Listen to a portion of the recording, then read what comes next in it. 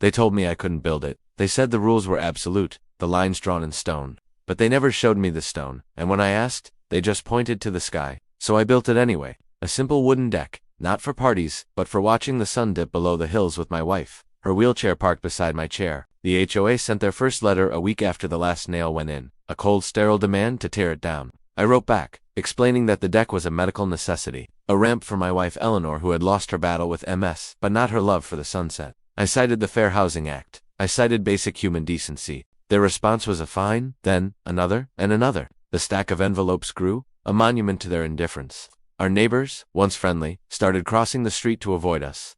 Whispers followed us like shadows. The HOA president, a man named Miller, would stare from his window, his face a mask of smug satisfaction. I tried to attend the board meetings, but my requests to speak were always tabled for a future date. They were ghosts, haunting me with legalese and threats of liens.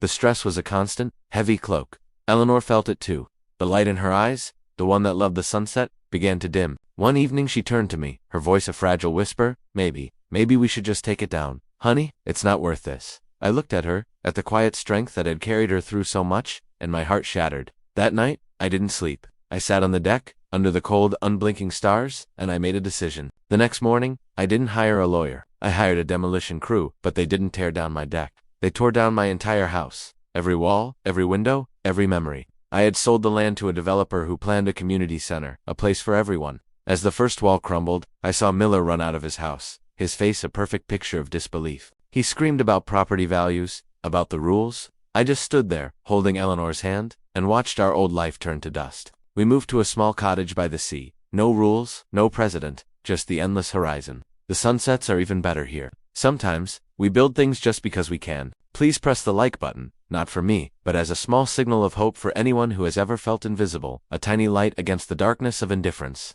Remember that sometimes, the only way to win a fight is to refuse to play the game. You don't have to tear down your house, but you must be willing to rebuild your life on your own terms. Thank you for listening.